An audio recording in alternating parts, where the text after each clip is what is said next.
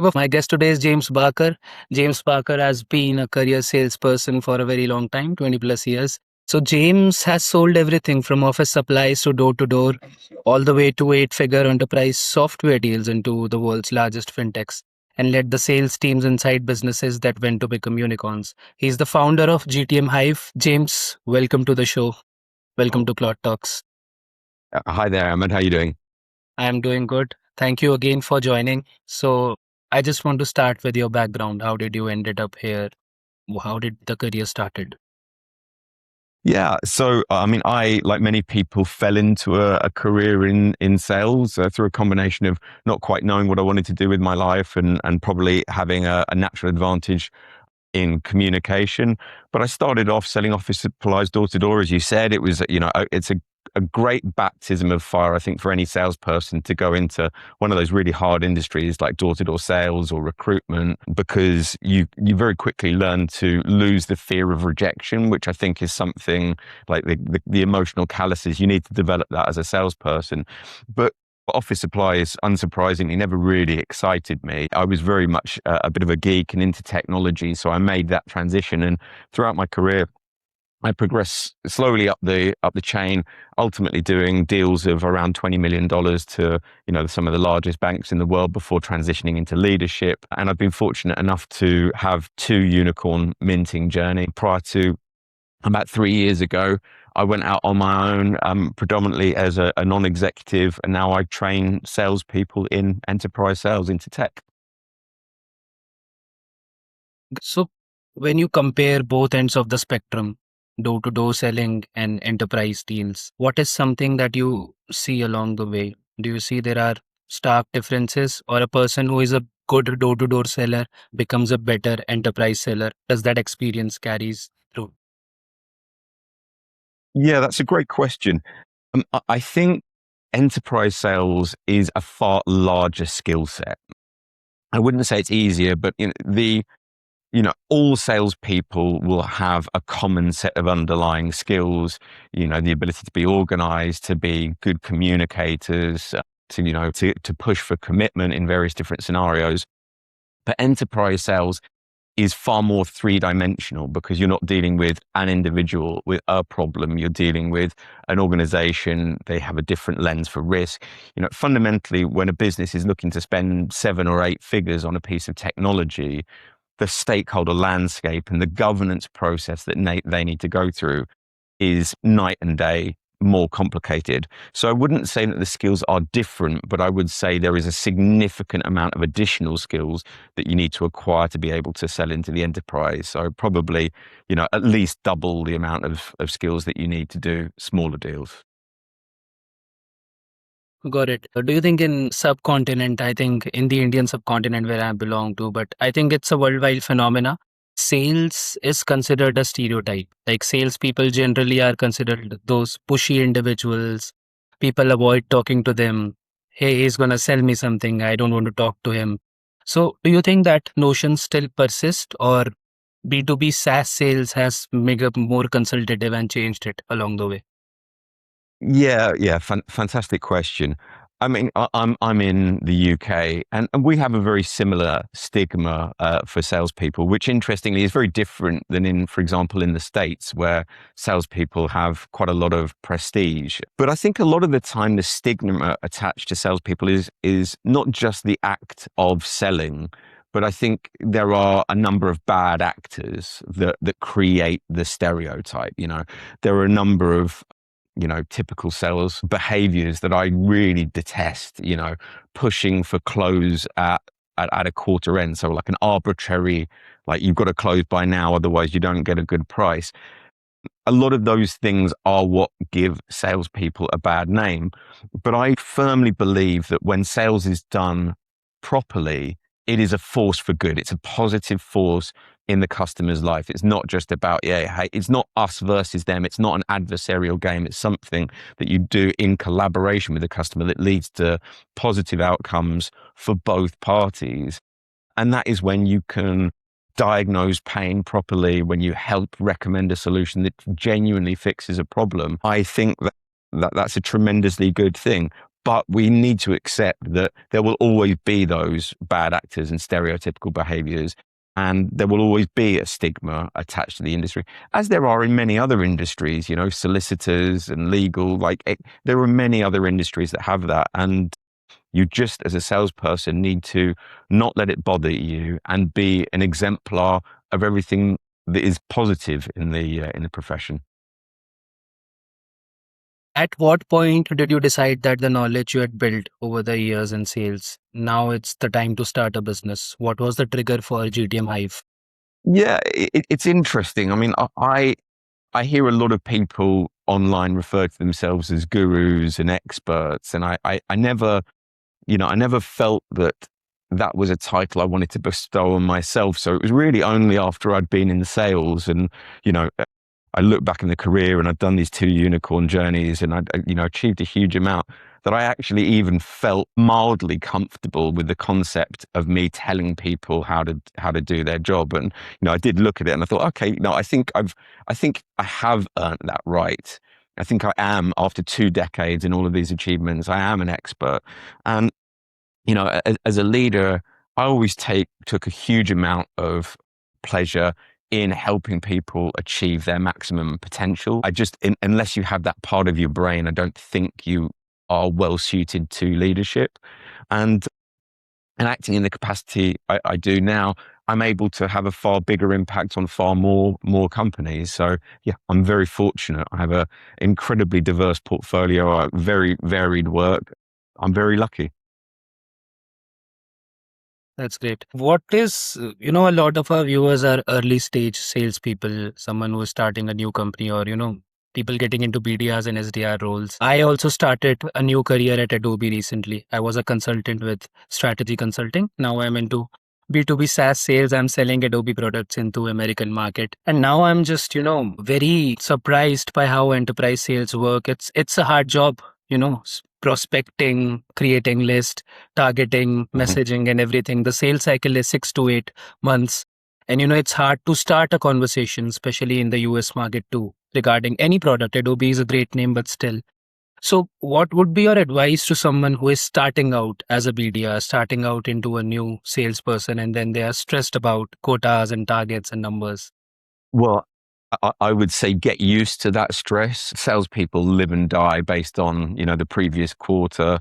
And if I'm honest, a lot of people just can't handle that level of accountability. So a lot of people start in sales and they don't make it past that, what I would say, that baptism of fire, which is the first 12 or 24 months, because they just can't handle that level of accountability. And I don't mean that in a judgmental way. It is an intense profession, but I think anyone that's in sales needs to make peace with that, because that's always been the nature of the game. It's why proportionally a salesperson can earn, an uneducated salesperson can go and earn more than a doctor or a lawyer.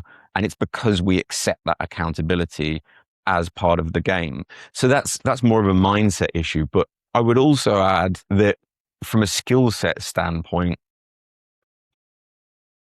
it's interesting. One of the things that I'm seeing at the moment is how the skills landscape is changing. And in one hand, you have what I would consider these evergreen skills that are never, ever going to go out of fashion, which is being organized, having strong communication skills. Those are, the grit to pick up the phone, have a conversation, to cold call. Those will always be part of sales as long as sales is a profession that exists. But there are also, the emergence of AI is fundamentally changing the game, and it's a very rapidly moving landscape. And what salespeople in 2026 and beyond need to do is to figure out how they can use AI to amplify all that is best. And, a lot of that, when people talk about AI in conjunction with sales, they think AI slop. They think just giving your job to a bot and letting it do a terrible job. But there are huge amounts of opportunity to leverage AI to do account research on your behalf, to build lists, so that you can spend more time doing the things where, like the activities where a human adds value that an AI never can, which is in having conversations and engaging with human beings exactly like we're talking right now. Makes sense. Coming on to GTM Hive, when you talk to founders, when you talk to operators who have a GTM problem, who have a motion problem, what is the first thing you look at and what is the process you use to diagnose that organization in order to move forward? Yeah. So when I typically will do a diagnostic piece of work. I mean, my clients tend to fall into, from an advisory capacity standpoint, they tend to fall in one of two buckets. Either they know exactly what the problem is, but they just don't know how to fix it. It's like, hey, we need to create a comp plan, or, we need to create a storytelling. We need to learn how to tell a story to a customer. That's fine. They're problem aware, but they're not solution aware. And I can come in and just deploy that. But a lot of people they're just missing target. They have these targets. They're sailing massively wide of them and they don't understand why. And in those cases, you really do need to start with a diagnostic. And there's really three areas that I look at, and I'll work backwards. The third one is how they manage and execute a sale. So once a prospect is shown interest, or they have a problem, can they take that individual, can they take that business from the point of interest through to close? The second element is, are they able to generate top of funnel pipeline? Are they able to get the market aware and get people to engage them in a conversation, which I think has historically always been one of the most difficult things. And the first one, which is often what surprises businesses, is the leadership and strategy. Because a lot of the time when something is going wrong, it is not the fault of the salespeople. It is typically, not all the time, but is more commonly than not, a problem with the clarity of the mission coming from leadership. And because salespeople are only instruments to kind of execute against a well-documented problem or issue. And if you don't have that, you're going to fail. So, a key part of the diagnostic has to be in identifying weaknesses in the leadership's activities as well, whether that's the founder or the head of sales or head of marketing. Great. So you're working specifically with fintech companies? Mostly, and it's important to define, when I say fintech, I mean software companies that sell to financial services, not financial services businesses themselves. And I say that because the word fintech seems to have been slightly hijacked by businesses like Revolut. And to be honest, Hmm. I just consider Revolut a bank or a neobank. So my expertise is fundamentally working with technology providers, not financial services businesses.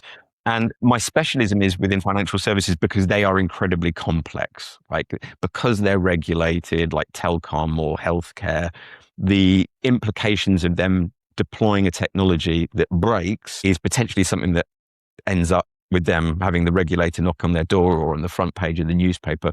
So they have a very risk averse approach to technology investment. And that's the area that I specialize in, regulated. Yeah, I was going to ask on similar lines. I think fintech industry is highly regulated globally. There are compliance issues too.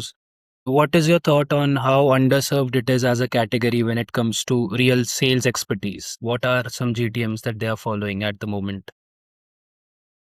So how is financial services underserved, or the tech companies? Yeah, when it comes to sales specifically. Yeah. So because financial services businesses as buyers are very risk averse, it's really, so they're only underserved. I think the problem is when people transition from other verticals or from SMB selling, they're not used to dealing with organizations that are so worried about taking a negative. So it creates a lot of friction in the sales process.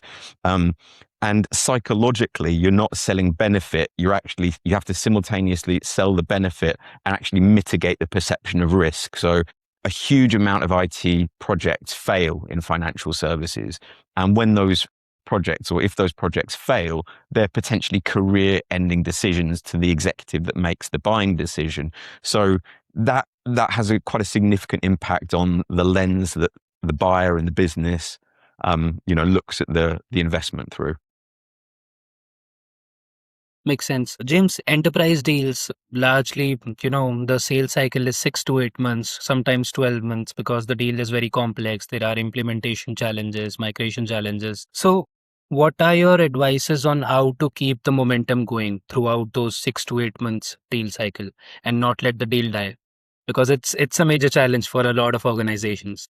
Yes. So I think there are a number of problems that we need to unpack. First of all, when we say enterprise sales, what do we mean? The term enterprise sales is used very poorly.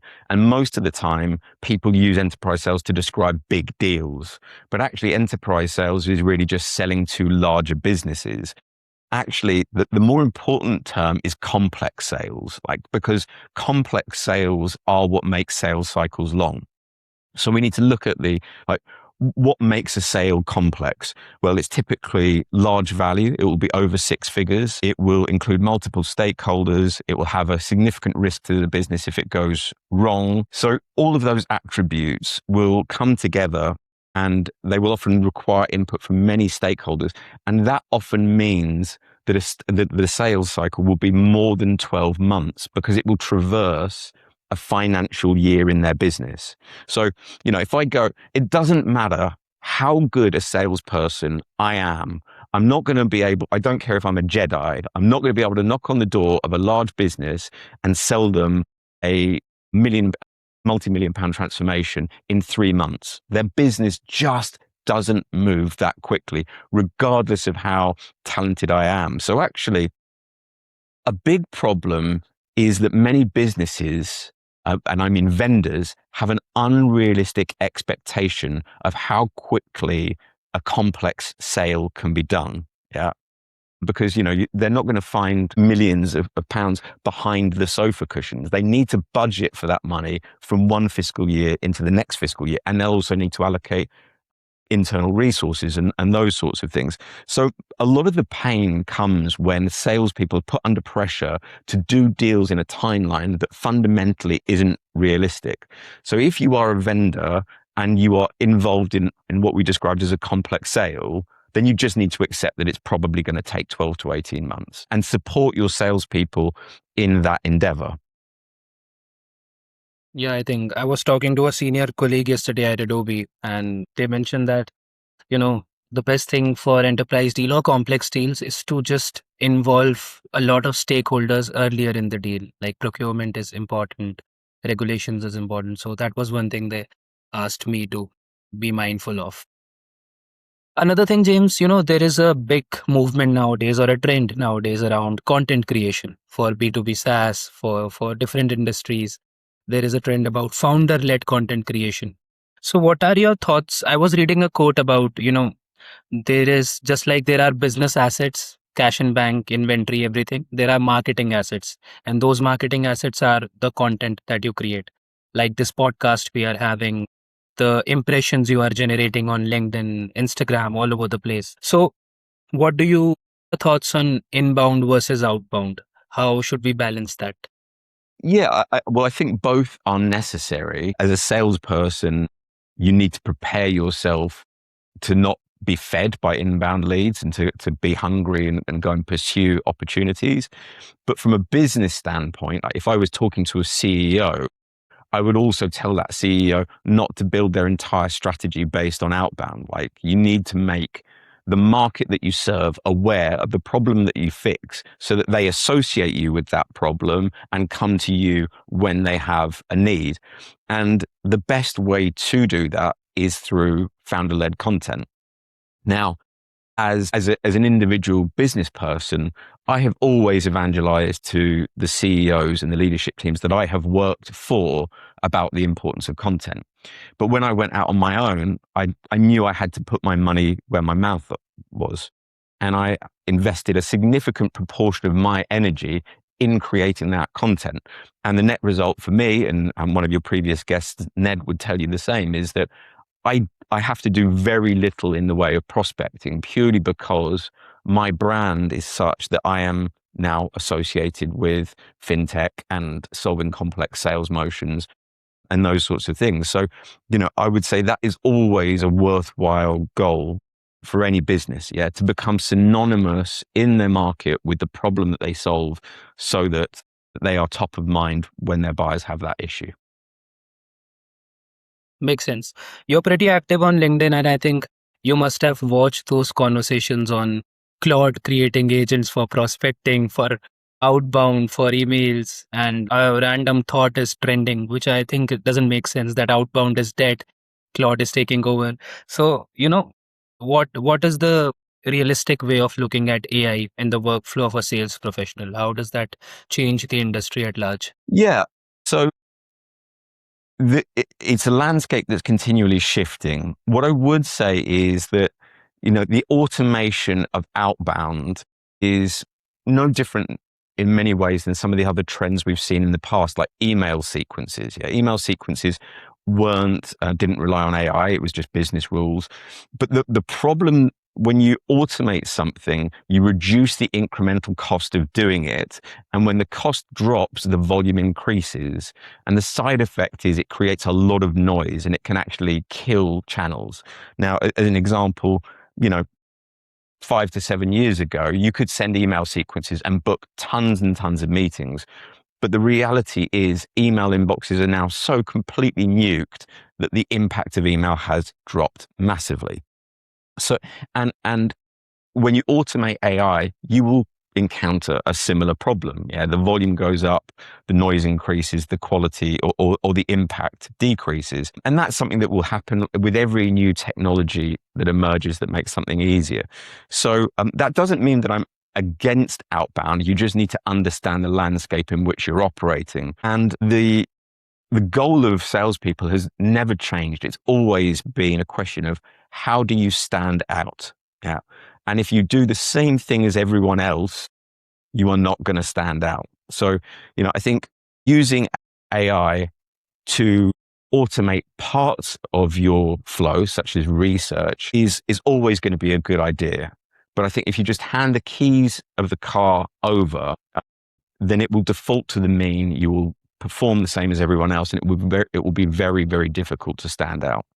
So, there's something very interesting that I'm seeing emerging, which is the digitally enabled account executives and businesses are using AI in particular use cases, for example, like some high impact use cases, to do the research for a prospect before a call, very high impact, to automate the sending of a proposal after the call, to automate the response to RFPs. So if you're in enterprise sales, you get a spreadsheet with 1,000 questions.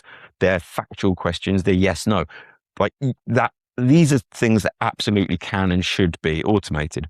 But on the other side of that, I'm seeing traditional ways, things like in-person events are becoming much more effective again because many buyers are actually craving, the opportunity to get face-to-face with subject matter experts and have a human conversation with them. So I don't believe that we are moving to an exclusively digital format. I think there's this kind of bifurcation where some is going full digital and some is driving buyers to just really crave what I would describe as an old school interaction. Yeah, makes sense. Yeah, I think people say Claude will take over, and I recently saw a post that Claude is hiring for AEs and SDRs, BDRs itself. So that's an irony. Absolutely, yeah. So there's a conflict in the narrative. In one regard, we're seeing OpenAI and Claude say, we're going to automate and replace everyone. And then they're going out and they're hiring a load of human beings to have those interactions. So I think people need to, they need to pay attention to what that says. Yeah, that's about it. I think I have a last question before we move on to a rapid fire round that I have. So the last question is, if you have to change something about B2B SaaS companies, tech companies, in the way they approach sales, be it structurally, technically, culturally, what would that change be? I mean, I could give so many, but if I had to pick two, the first thing I would say is I always go on people's websites. And even if websites become defunct because it's all AI, a website is a perfect example to me of how clear a business is in articulating what problem they solve, for who, and how. Like I can tell straight away from looking at someone's website whether they've got a problem in their sales because it's that manifestation of how they communicate value. So I have a last round which I do with everyone. This is called a thought sprint. I'll be asking you 5 questions. So these are random questions about the industry, about yourself. So you can expand on that. You can share a thought on that. Anything works. Yeah. So the Fine. first question is, what is the biggest myth in enterprise sales? The biggest myth is that buyers know how to buy.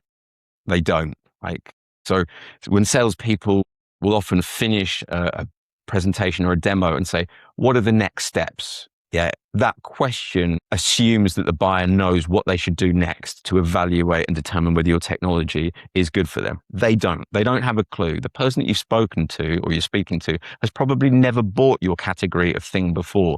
So you need to be the expert of the things that they need to know and the process that they need to go through, and you need to guide them on that journey. Do you remember a conversation you had with someone that changed the way you think about the industry or about the way you work, that impacted you? Yeah, I mean, historically, I have always learnt the most from my failures.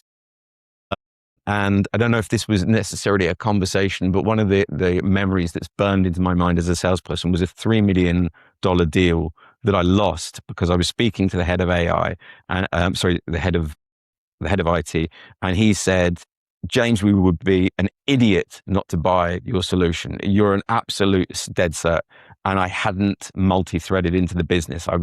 He was pouring honey in my ear, and I didn't do my job because I didn't like I took my eye off the ball because the signals I got were too positive, and I lost the deal. Cold call versus cold email. Your thoughts? Unquestioned, yeah, both. So I think, given what we talked about with the nuking of the channel, you just can't use cold email on its own. I think you use cold email as the opener, and then you pick up the phone, you have the conversation, you risk rejection. It's got to be used in combination. Either one on their own won't work in 2026. Got it. What's that one underrated channel that you see B2B SaaS teams are not using right now? I still think the biggest underused channel in enterprise sales is a self-service component. Now, a lot of businesses like the Mondays, the Asanas.com have moved to product-led growth models where they make it very easy for buyers to self-serve their information. Like, they're removing friction from the journey. And historically, the enterprise sales motion has always been this kind of white glove, pricing isn't on the website, there's no information. It kind of channels people into having to have a conversation with salespeople. And I think the biggest opportunity in enterprise sales is the fusion of those two approaches so that salespeople are not as an obstacle buyers need to get round to get to, subject matter experts, but they are genuinely there adding value in conjunction to materials that the buyers can access and of their own recognizance. That's the hybrid motion that I think is that companies need to move towards. The last question is, one thing you wish you had known in year one of your career. Oh, that's a great question. The one piece of advice I would give to any salesperson is to work your arse off so you can get into a position where you are working for a leading company, yeah, in a directionally correct market. And what I mean by that is great salespeople will always do much better when they are working for the best product as well. It is a very arrogant person. I think I've made this mistake, and many salespeople do, is once you get good, you start buying into your own legend and thinking that you could sell any product to anyone. And actually, if you want to be successful, surround yourself with the best product and the best team. And that should be your objective. And if you can do that, you'll go far. Perfect. James, with that, thank you so much for taking out time today. I know you have You're been welcome. pretty busy. Thanks, Hamish. Really enjoyed the talk. Yeah, I think I learn a lot from, individuals like you who have been into the trenches and, learned a lot about the industry. People like you, Ned. Olya Grovel is someone I had a recent conversation with who is working a lot in GTM in Europe. I always receive different perspectives, and it's, a great experience that at this early age I have so much to gather insights from, so much experiences to gather insights from. So Yes. thank you so much for sharing that. And I You're hope the welcome. audience will also love that. And good luck on your career. I wish you all the best, Ahmad. Enjoy the talk. Thank you so much, James. Bye bye.